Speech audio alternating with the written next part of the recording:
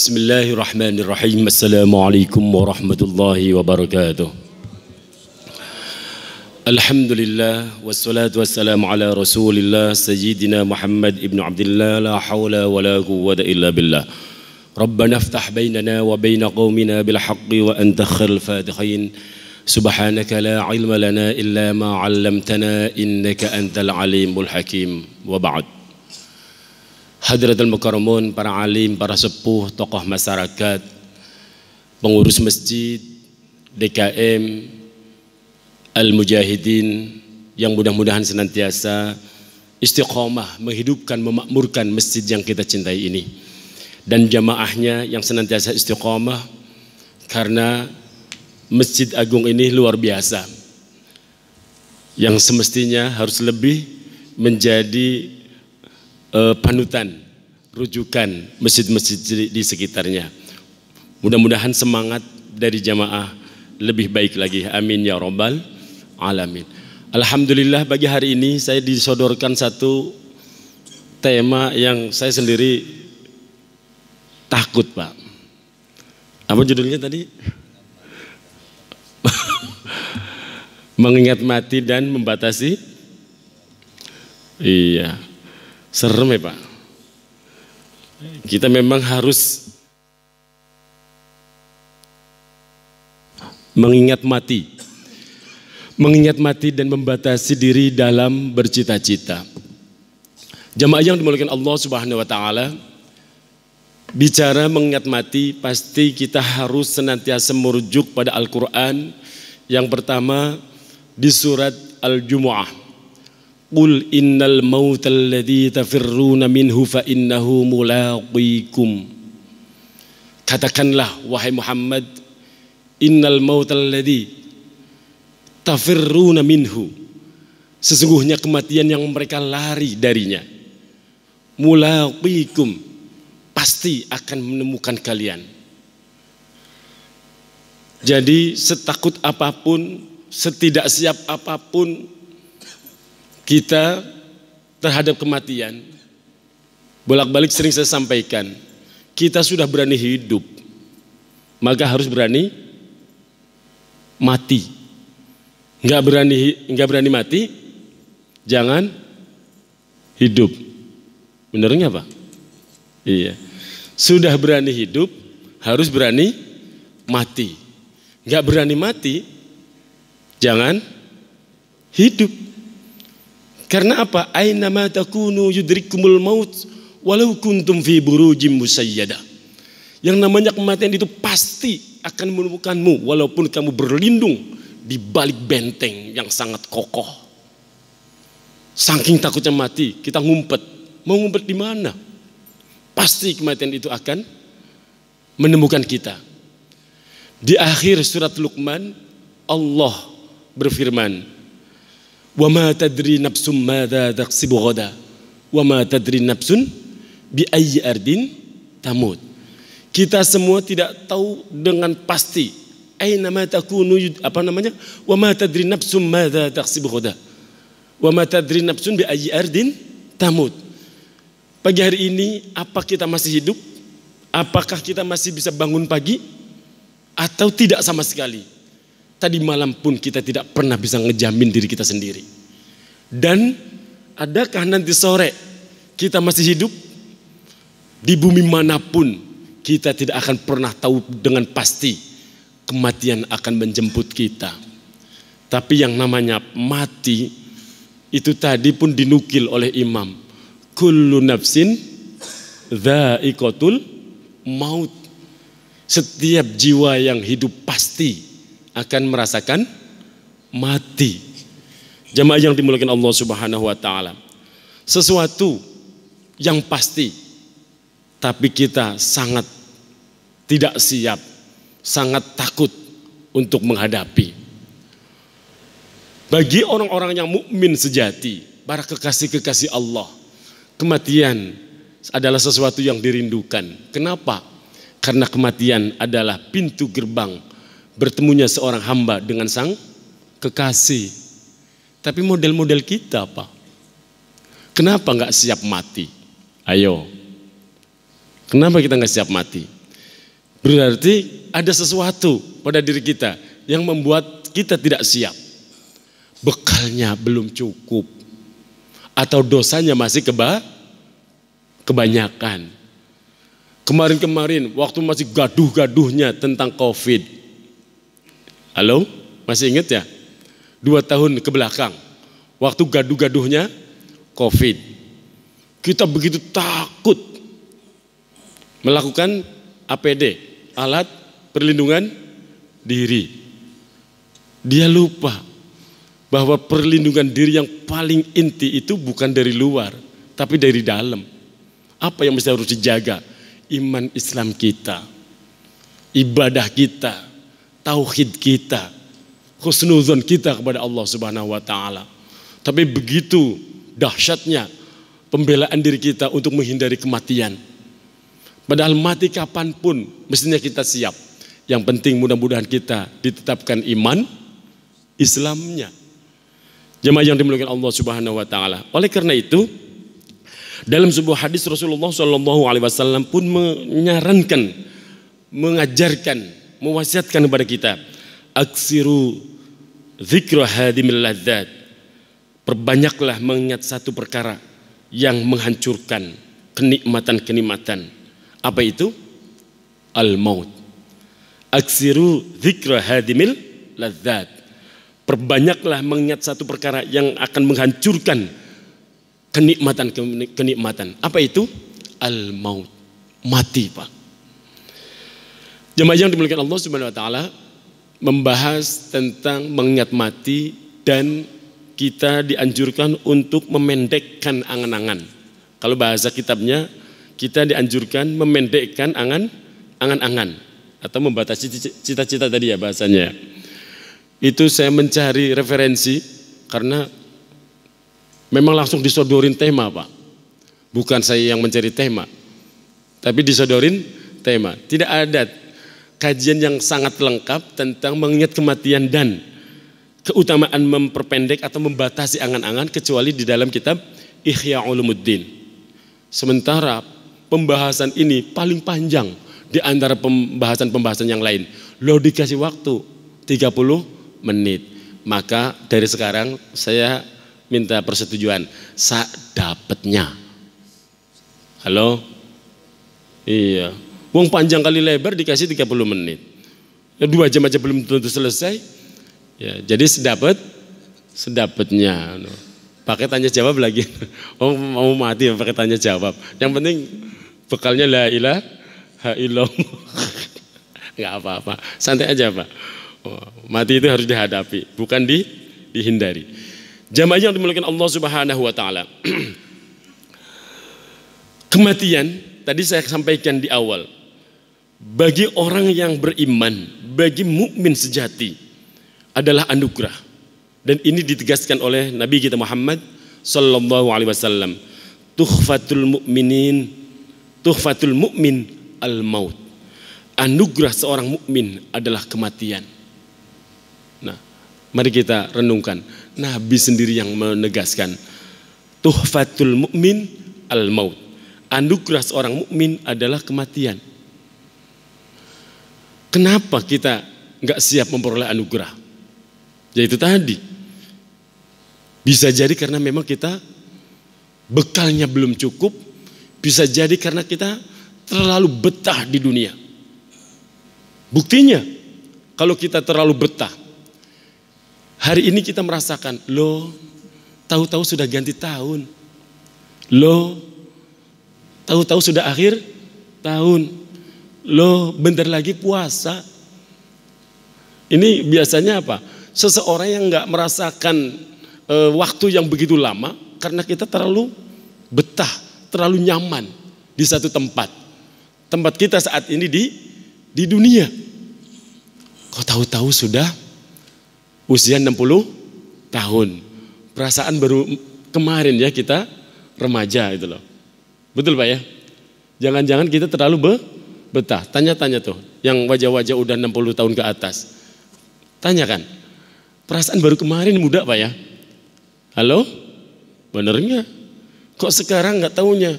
Dulu tidur di atas pasir terasa di kasur. Dulu tidur di atas pasir, berasa di atas kasur. Sekarang jangankan kok di atas pasir, di atas kasur masih masuk angin. Wah, subhanallah. Dulu bangun tidur dari atas pasir berasa nyaman. Gak ada tuh ngerenteknya badan. Wah, subhanallah. Tapi sekarang dari atas kasur bangun pun harus pelan-pelan.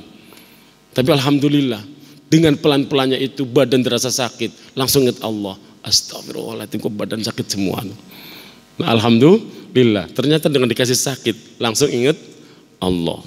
Kalau dulu waktu muda anggapnya bangun pagi itu adalah ya kenikmatan biasa saja. Jangankan ingat Allah, doa pun lewat. Alhamdulillah alladzi ahyana ba'dama amatana wa ilaihin, lewat. Boro-boro ingat doa itu. Seolah-olah itu adalah ritme biasa. Ya habis tidur ya bangun, bangun nanti tidur lagi. Jamaah yang dimuliakan Allah Subhanahu wa taala. Selanjutnya Rasulullah sallallahu alaihi wasallam pada suatu hari Rasulullah pergi ke sebuah masjid di mana di sana ada sekelompok orang asik mengobrol sambil tertawa-tawa, sambil cekakaan nih kalau bahasa orang Jawa itu loh. Maka Nabi kemudian mengingatkan dalam sabdanya, "Udzkurul maut amma walladzi nafsi biyadih law ta'lamuna ma a'lam la dhahiktum qalilan wala bakaitum katsiran." Ingatlah kematian. Sungguh kata Nabi, demi zat yang diriku ada di dalam genggamannya, andaikan kalian tahu apa yang aku tahu, kalian pasti sedikit tertawa dan banyak menangis. Jamaah yang dimuliakan Allah Subhanahu wa taala. Ini di satu majelis Rasulullah melihat ada orang yang ngobrol sambil lepas tertawanya. Kayak kita itu masih akan lama tinggal di dunia. Rasulullah mengingatkan, jangan terlalu berlebihan. Senang boleh, tertawa ya bagian dari anugerah, menikmati, mensyukuri nikmat. Tapi mbok yo jangan berlebihan. Di kita itu kebangetan. Jangankan kok di warung kopi, jangankan kok kita ketika lagi kongres Pak, tahu kongres? Kongko nggak beres-beres, itu kongres, bener nggak? Nah itu kalau udah tertawa, lepas, itu masih mending. Ini kadang di atas kuburan, ketika kita bertakziah nganterin jenazah, masih bercanda di atas kuburan loh Pak. Saya itu pernah beberapa kali tersinggung pada diri saya sendiri gitu loh Pak. Kalau tersinggung pada orang lain nanti saya sakit hati gitu loh. Ketika mengantarkan jenazah, biasanya udah kadung kesebutnya ustadz, ditodong suruh baca talqin kubur.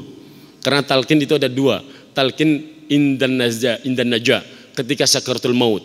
Itu ditalqin, dituntun tuh orang yang mau meninggal dunia dengan kalimat tauhid dari la ilaha illallah.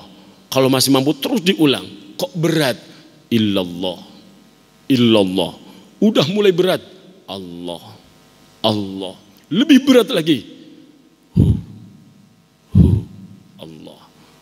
Allah, terus sampai lepasnya nafas. Nah, setelah meninggal dunia, kemudian dikuburkan pun ada tuntunan talqin. Apa manfaat? Demi Allah manfaat. Ini yang saya pegang dalam prinsip. Apakah talqin mayit dikubur manfaat? Manfaat. Ini yang saya yakini. Jenengan yakin alhamdulillah, nggak yakin ya nggak usah ditalkinin. Apa susahnya gitu aja kok repot. Nggak percaya kok ditalkin. Tapi kalau saya yakin, kenapa? Jamaah yang dimuliakan Allah Subhanahu wa taala, Nabi Muhammad sallallahu alaihi wasallam beserta sahabat 3 hari pasca perang Badar. 3 hari setelah perang Badar, Nabi Muhammad sallallahu alaihi wasallam beserta sahabat datang kembali ke lembah Badar. Ngapain? Mengumpulkan jenazah sahabat-sahabat beliau yang gugur di perang Badar tersebut. Kemudian digali sebuah liang lahat, kemudian dimakamkan sesuai dengan paling banyaknya kemuliaan beliau-beliau ini yang gugur dengan ukuran paling banyak hafalan Al-Qur'annya. dimakamkan dengan terhormat. Setelah selesai beliau memakamkan sahabat-sahabatnya, beliau pun bikin liang, satu liang gede, untuk kemudian melempar bangkai-bangkainya. Oh, ini kasar nih. Bangkai-bangkainya kafir Quraisy yang tewas. Nah, bahasanya kalau tadi gugur, syahid kan? Kalau ini yang tewas di medan Badar. Setelah bikin liang lahat besar, dilemparkanlah bangkai-bangkainya orang kafir. Rasulullah berdiri di atas liang lahat itu dan berseru, "Ya Aba Jahal bin Hisham, ya Umayyah bin Khalaf, ya Utaibah bin Rabi'ah, ya Syaibah bin Rabi'ah, alaysa qad wajadtum ma wa'ada rabbukum haqqan, fa inni qad wajadtu ma wa'adani rabbi haqqan." Rasulullah berseru, "Hai Abu Jahal, hai Umayyah, hai Utaibah, hai Syaibah bin Rabi'ah, apakah kalian sudah menemukan apa yang dijanjikan oleh Tuhan kalian?" Kemudian Rasulullah menegaskan, "Fa inni qad wajadtu ma wa'adani rabbi haqqan." Sungguh aku sudah menemukan apa yang sudah dijanjikan oleh Tuhanku kepadaku. Melihat Rasulullah berseru begitu kepada bangkai-bangkainya orang kafir Quraisy yang mati, yang tewas itu, Sayyidina Umar langsung nyolek Rasulullah, "Ya Rasulullah, mereka kan udah jadi bangkai, kok diajak ngomong?" Kalau bahasa kitanya begitu, mereka sudah jadi bangkai, kok diajak ngomong? Maka kemudian Rasulullah menjawab, "Walladzi nafsi biyadihi, ma antum bi asma'i lima aqulu minhum, walakinnahum la yuqaddiruna ayajibu." Demi jiwaku yang ada di tangannya, kamu tidak lebih mendengar wahai Umar dari apa yang aku ucapkan dibanding mereka.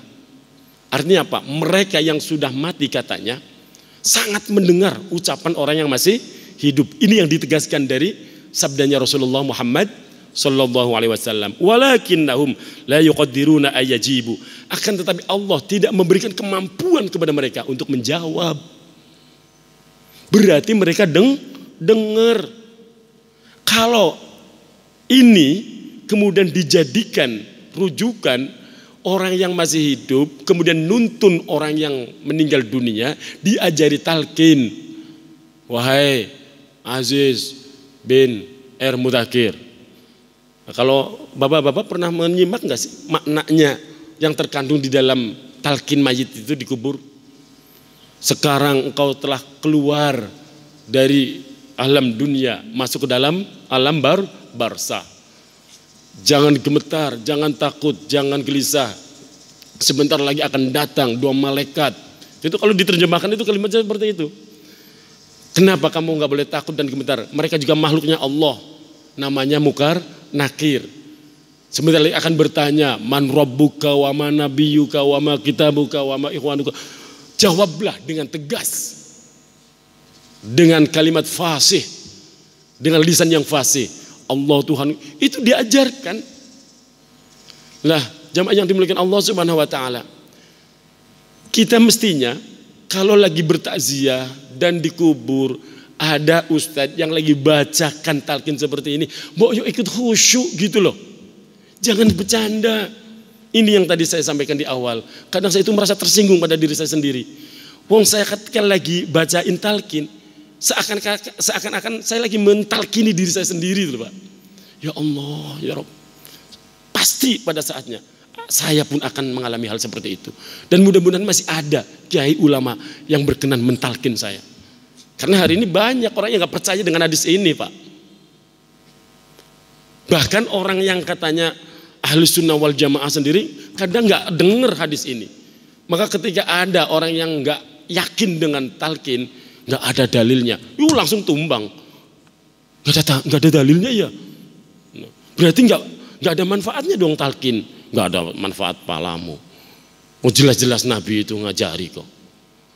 Nabi itu menyuruh kita memperbanyak istighfar. Karena saat ini yang ada di dalam kubur itu juga menghadapi pertanyaan di hadis yang lain. Loh kita gak percaya. Ya nggak apa-apa, nggak percaya. Tapi kita yang percaya, ya ayo amalkan. Maka ngaji biar tahu hadisnya, biar tahu dalilnya.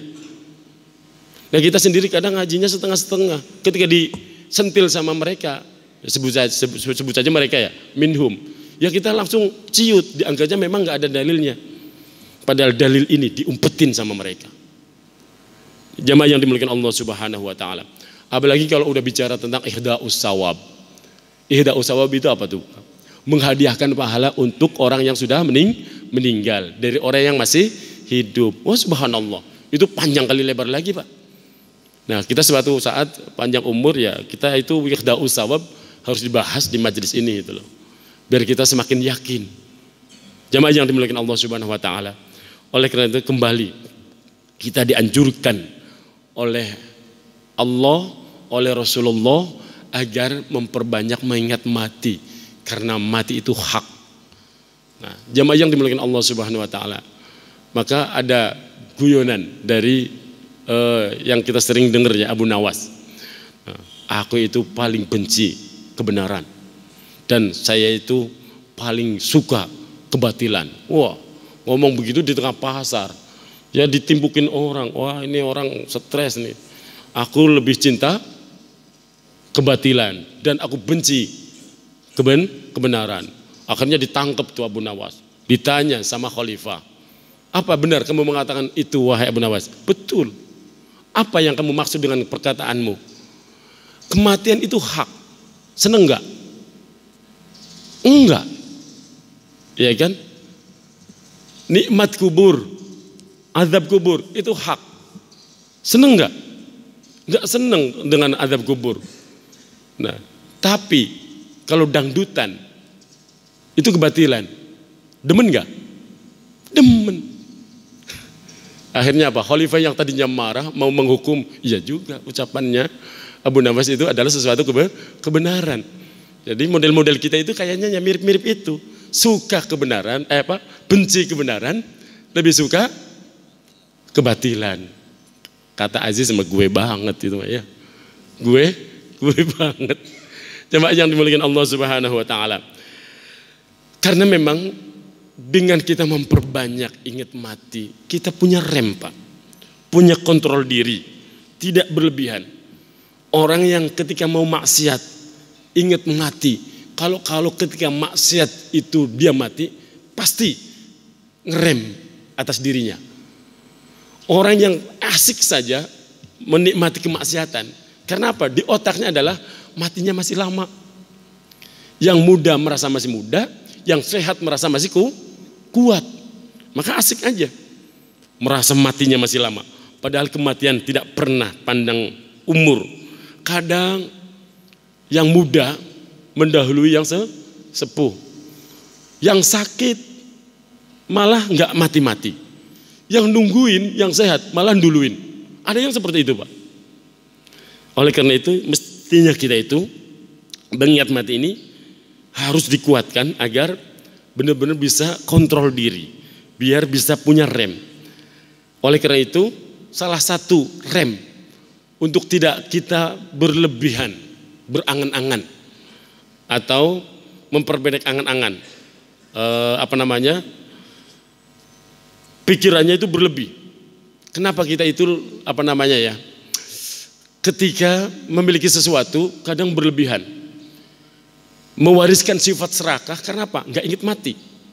Contoh, ini punten. Kalau tahadus bin nikmah mungkin boleh ya Pak ya. Bukan niat pamer demi Allah, tidak niat sum'ah apalagi riya. Dulu saya itu ambisius. Demi Allah saya itu ambisius.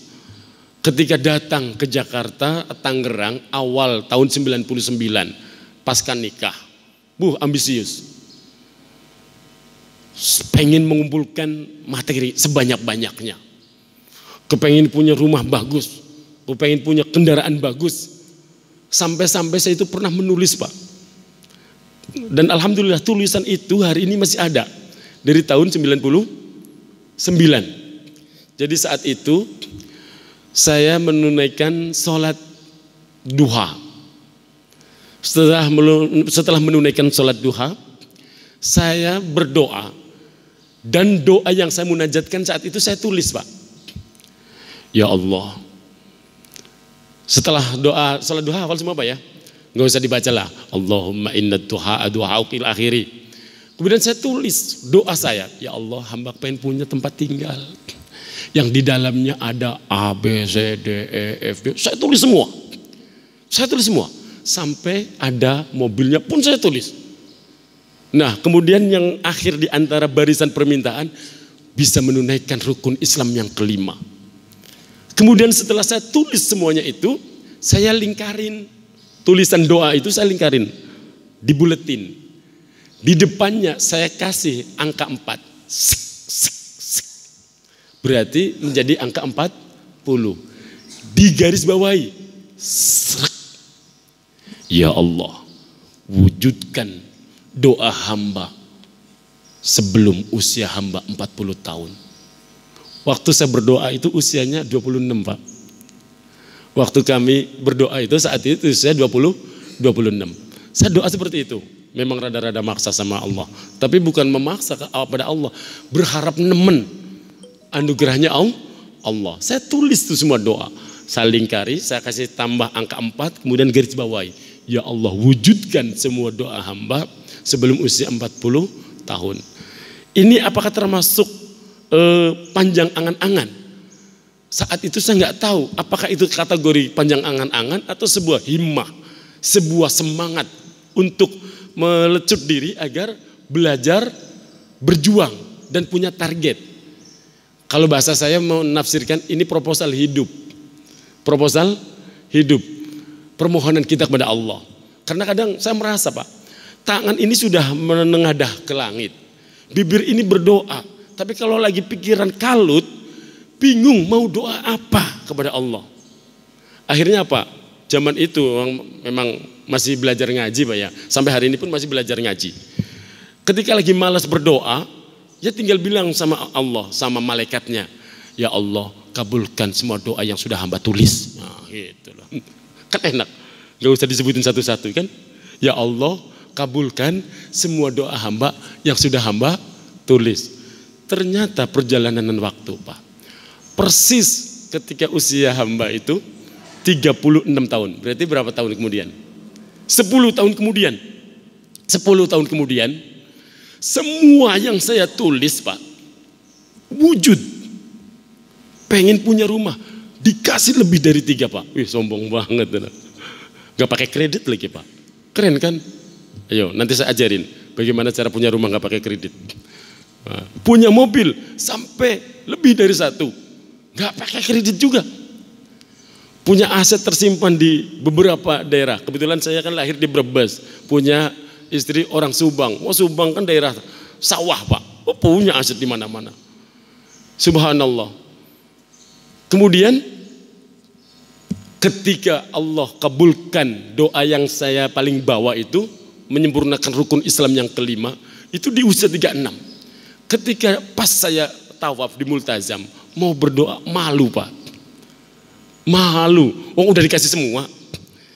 Maka kemudian satu kalimat yang saya munajatkan persis di Multazam. Rabbi auzi'ni an ashkura ni'mataka allati an'amta alayya wa ala walidayya wa an a'mala salihan tardah wa adkhilni bi rahmatika fi ibadika salihin. Ini doanya Nabi Sulaiman alaihissalam. Minta agar kami bisa pandai bersyukur dengan apa yang sudah dianugerahkan oleh Allah. Kemudian masih juga sih saya rada-rada memang aziz itu. Minta rezeki lagi tapi yang manfaat untuk umat. Dan dikabul, Pak. Memang Allah Maha mengabul. Maka kemudian ketika ambisi ini semakin besar dan Allah mengabulkan, mewujudkan semua, alhamdulillah hati disadarkan, Pak. Disadarkan. Ziz, jangan engkau berlebihan memanjangkan angan-angan. Yang harus engkau lakukan adalah baca ayat ke-12 surah Yasin. Inna nahnu nuhyil mauta wa naktubu ma qaddamu wa asarahum. Sesungguhnya kami yang akan menghidupkan kalian setelah mati dan mencatat semua perbuatan yang kau perbuat ketika hidup, wa asarahum, dan bekas-bekas tinggalanmu. Nah, saya disadarkan dari ayat ini bahwa yang harus engkau lakukan adalah meninggalkan bekas yang baik. Bekal yang sudah Allah berikan itu semua bukan untuk diwariskan, tapi untuk dirimu sendiri. Bawalah sampai ke akhirat, bawalah sampai ke negeri selanjutnya. Bukan ditinggal dunia, bukan ditinggal di dunia. Rugi, Pak. Ini saya sampaikan ini kepada Bapak Ibu semua, bahwa kita harus sadar yang Allah berikan saat ini, rumah, kendaraan, aset dan lain sebagainya, demi Allah, bukan untuk ahli waris. Untuk kita sendiri, dibawa enggak sampai ke negeri akhirat. Kalau kita berpikir untuk diwariskan, rugi demi Allah. Karena apa? Mereka sudah ada jatahnya sendiri. Kenapa enggak bertanya pada diri kita? Wong diri kita juga lahir dulu telanjang, enggak bawa apa-apa. Kenapa masih memikirin mereka? Tugas kita orang tua kepada anak itu ngedidik, bukan mewariskan harta. Berangkat dari wa'asarohum yang ada di surah Yasin ayat 12 ini. Kemudian saya lepas semua yang saya kumpulkan itu. Alhamdulillah saya wujudkan menjadi pesantren tahfidz Al-Azka yang ada di Cisauk. Saya kepengen meninggalkan asar yang baik. Jikalau nanti Aziz dipanggil Allah Subhanahu wa ta'ala, minimal ada bekas yang mudah-mudahan di dalamnya anak-anak senantiasa menghafalkan Al-Quran. Walaupun Aziz dulu gak rajin baca Al-Quran, ibadahnya pas-pasan, puasa ya kadang-kadang. Bener gak, Pak? Puasanya kadang-kadang kan? Kalau siang doang saya kalau puasa, Pak. Gak pernah malam-malam puasa, demi Allah. Serius. Loh, Ramadan saja saya gak pernah puasa full sebulan, gak pernah, Pak. Saya puasanya setengah bulan toh, siangnya doang. Malam mah makan minum. Kan Allah udah bilang, ukhilla lakum lailatas syamir rofasu ila nisaikum. Allah halalkan di malam harinya kalian rofasu ila nisaikum, ngeloni bojo. Oh, itu bahasanya. Terus puasa sebulan penuh, pret, nggak percaya. Itu kan setengah bulan toh. Benar ya Pak Haji? Pak Kiai, gitu ya. Jamaah yang dimuliakan Allah Subhanahu wa taala. Nah, saya belajar memangkas, memahami makna ini untuk tidak memperpanjang angan-angan. Dengan apa? Mengumpulkan segala sesuatu seolah untuk diri sendiri, tapi salah menempatkannya. Ditinggal di dunia. Rumah dibawa atau enggak kalau kita mati? Enggak. Mobil, deposit, aset ditinggal semua. Nah, maka saya ajarin bareng-bareng.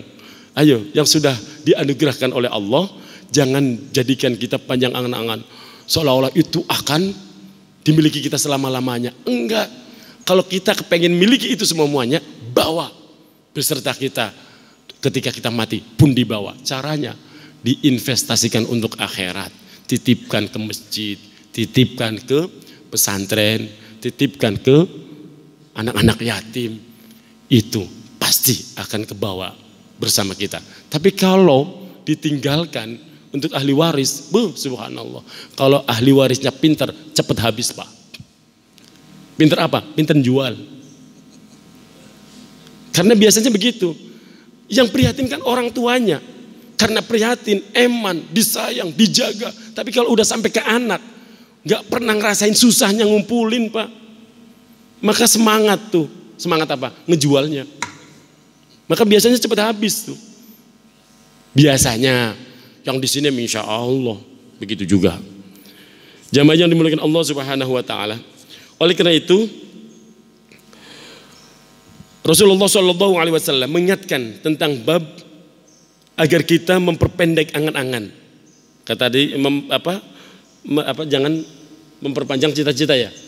Nah, di sini kalimatnya memperpendek angan-angan dan kecaman memperpanjang angan-angan. Jadi kita disuruh memperpendek angan-angan agar kita nggak berlebihan. Kita itu kenapa gelisah dan kurang bersyukur karena apa? Mikirnya berlebihan.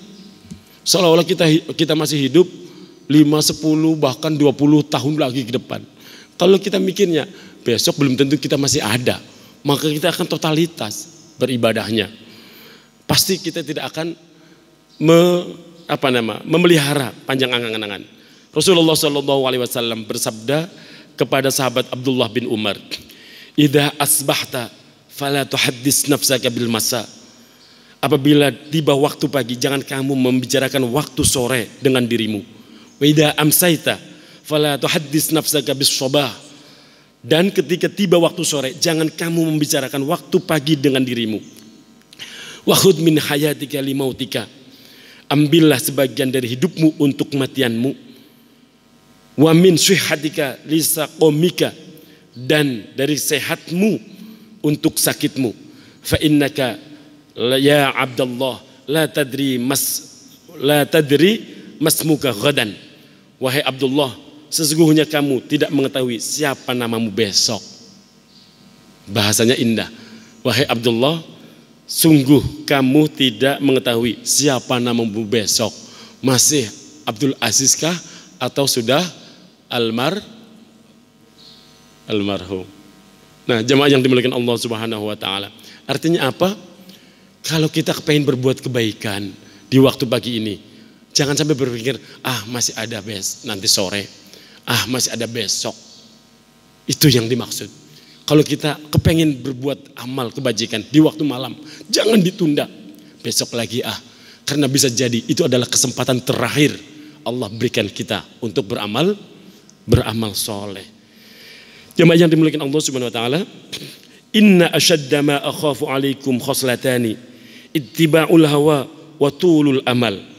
Yang paling aku khawatirkan pada diri kalian adalah dua hal.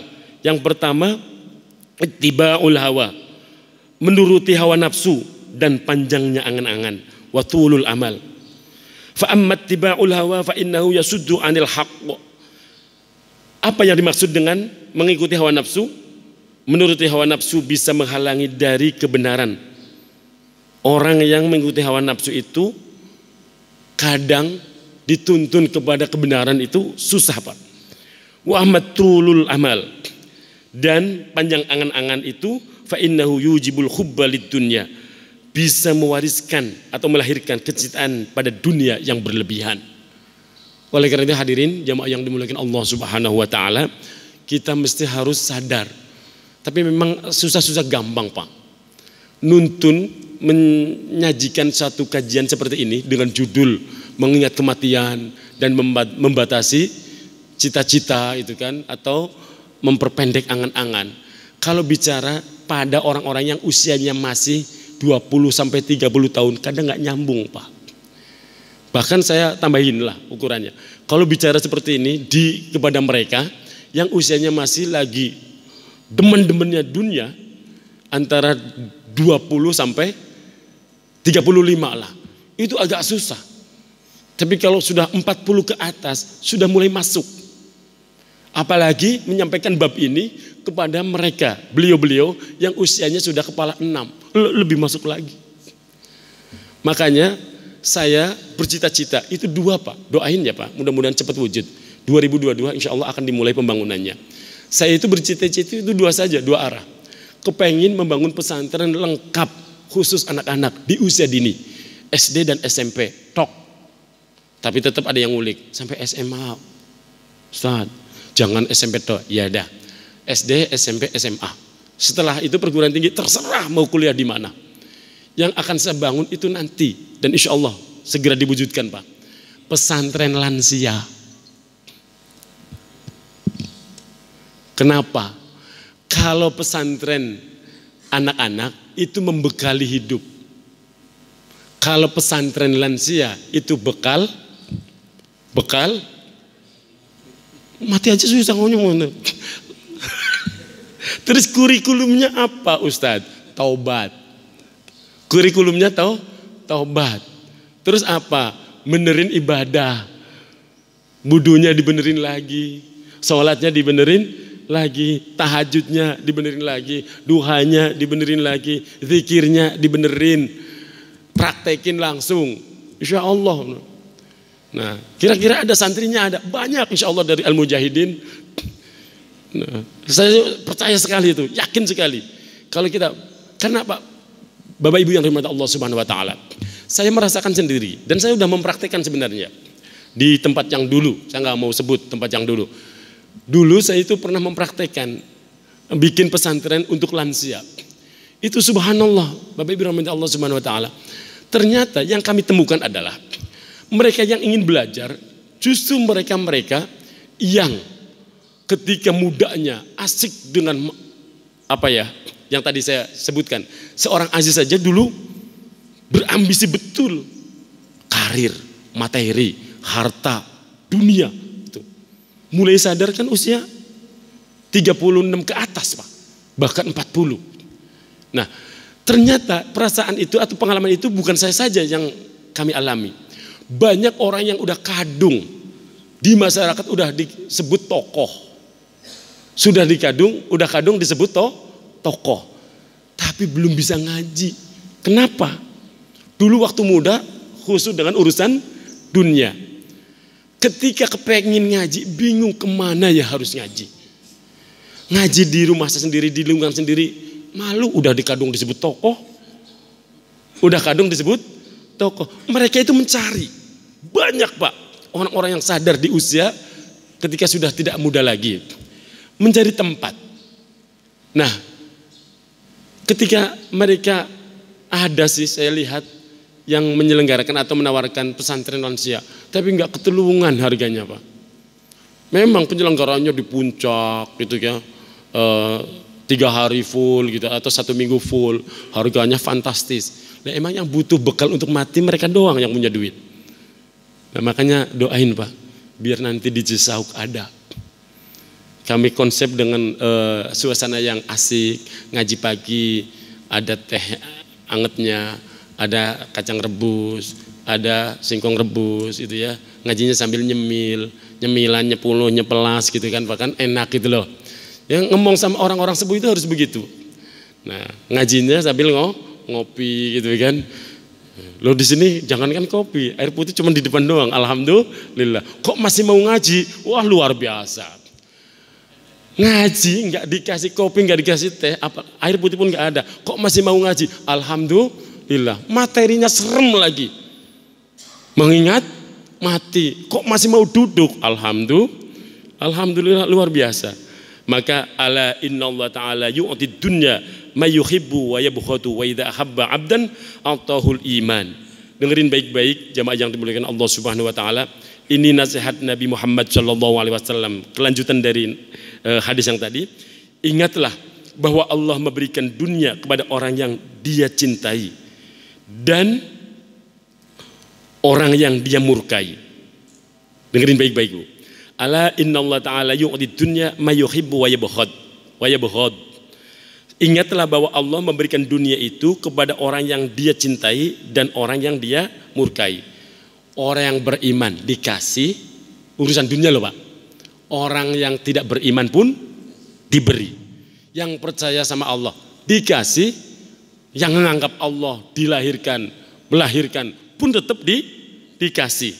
Nah, ala innalid dini abna'a. Jika Allah mencintai seorang hamba maka Dia memberinya keimanan.